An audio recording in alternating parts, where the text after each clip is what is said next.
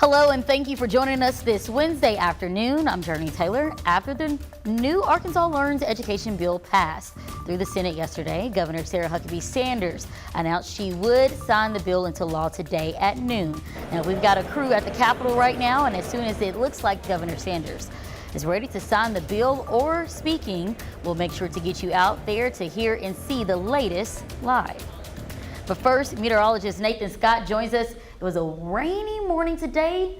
Should that slow up anytime soon? Well, good afternoon, Jurnee. The round of showers and storms that moved through this morning have moved pretty much out of central Arkansas. We're going to hang on to the canopy of clouds, and that is keeping the numbers down on the cool side. Highest temperatures right now only into the low 50s across most locations. It's 53 in Arkadelphia, 50 in Stuttgart, 48 in Searcy, and 55 in Fort Smith. We're seeing those cooler temperatures because not only the clouds, but also wind from the north-northeast kicking in about 10 to as much as 15 miles per hour. Here's the radar. You see the bulk of the moisture now moving into Mississippi. Still some heavier pockets of rain down the landscape into DeShay County, right along the Mississippi River. Expanded out here for you. We've got another round of some showers moving into the Red River Valley. So the best chance of rain through the rest of the day will primarily be down to the south of Little Rock. We'll go with a 30 to 40% chance of showers. Overall, the clouds stay in place and the temperatures will be unseasonably cool for this time of year. Highs only into the low to mid 50s. We've got more showers and storms expected tonight, and that continues into your Thursday. More on that forecast coming up.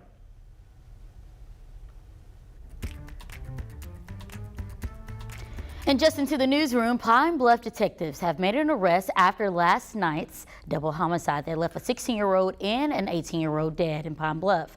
21-year-old Kevon Bledsoe has been arrested and charged with 2 counts of capital murder and first-degree battery. Detectives are still looking for at least 3 other suspects in this homicide.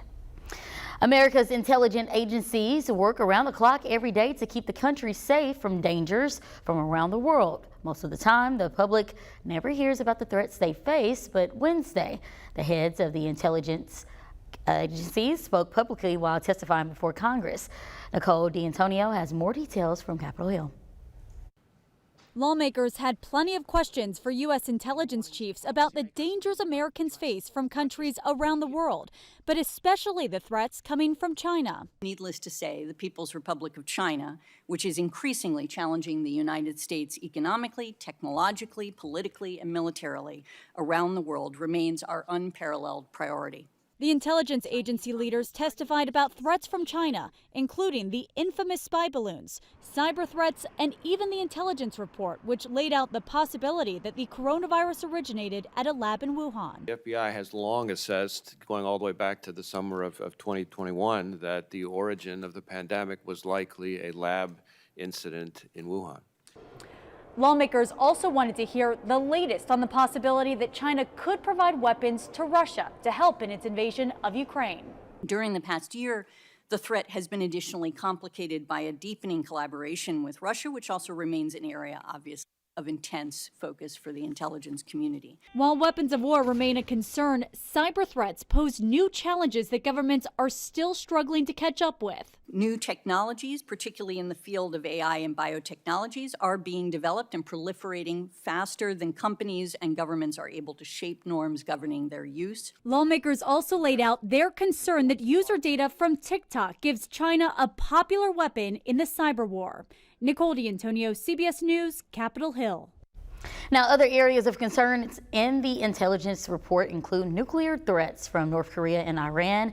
The report also indicates climate change is still a real threat to national security.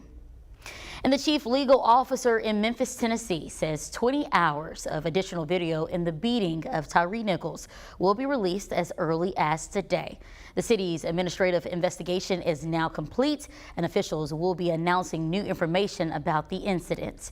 Nichols died on January 10th, 3 days after he was viciously beaten by police following a traffic stop. 5 officers are facing second-degree murder and other charges. One of the surviving Americans who was kidnapped in Mexico Friday is recovering from surgery in a Texas hospital this morning. The other 2 members of the group, unfortunately, were found dead. Omar Villafranca spoke with Mr. Williams' wife and has this report from Brownsville, Texas. We want to warn you, though, some of the images in this report are disturbing. This image shows the surviving kidnapping victims, Eric Williams and Latavia McGee, in the back of an ambulance Tuesday before they were returned to the U.S. and admitted to Valley Regional Medical Center in Brownsville, Texas. Their terrifying abduction last Friday is seen here. A U.S. law enforcement source told CBS News investigators believe the notorious Gulf Cartel was responsible for the attack, though it's unclear why Williams and McGee, along with their friends Shaid Woodard and Zindell Brown, were taken at gunpoint in Matamoros, in the state of Tamaulipas. Como resultado de las acciones, Tamaulipas Governor Americo Villarreal said the group was moved to multiple locations before being found at a stash house outside the city, adding that the man who was guarding them had been arrested. To hear his voice, it was just a lot of crying. We spoke to Eric Williams' wife, Michelle, over the phone as she described the emotional call with her husband, confirming that he was okay. What did he tell you?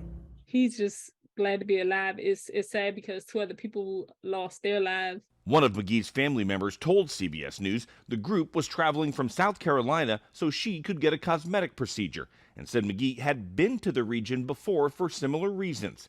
It's not uncommon. More than 1 million Americans traveled to Mexico for health tourism last year, spending about $250 million. But Tamaulipas is one of at least 5 Mexican territories under a State Department do not travel advisory over concerns that include crime and kidnapping. Mexican officials are still investigating while U.S. officials are working to get the bodies of the other victims back on American soil. But we don't have a timetable for that just yet. Omar Villafranca, CBS News, Brownsville, Texas. Biden administration officials say the FBI is investigating the incident, and the task forward is to ensure that justice is served.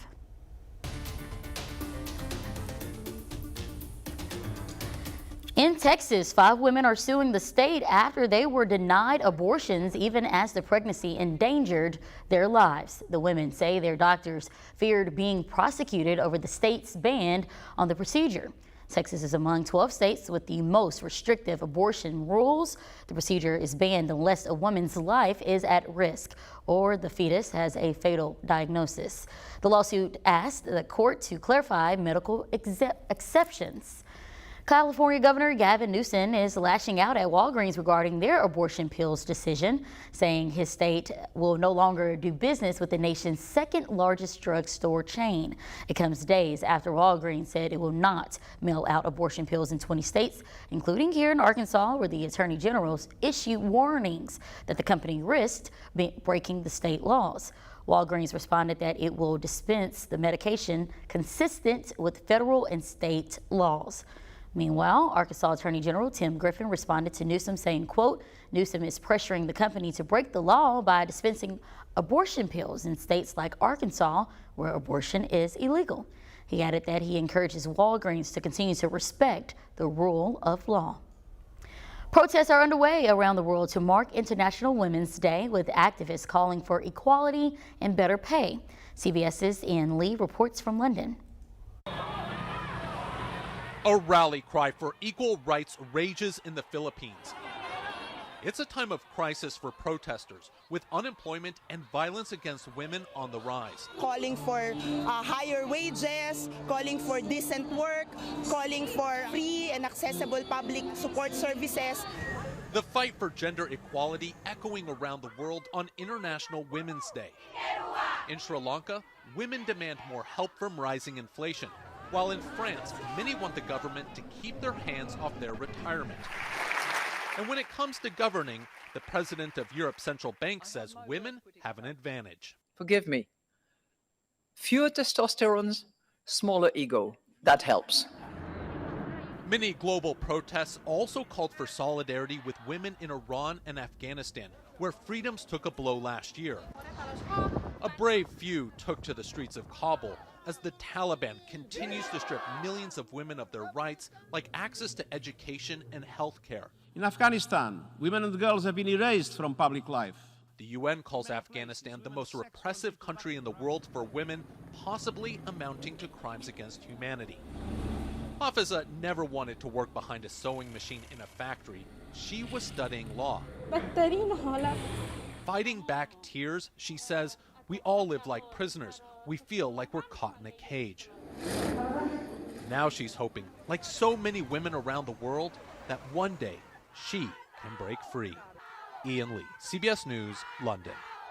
And the United Nations warns that global gender equality is backtracking, predicting that full equality is now 300 years away. Coming up, it's something we've heard all of our lives. Don't sit too close to the TV. You're going to hurt your eyes. But is that true? We verify after the break. Nathan, what are you seeing?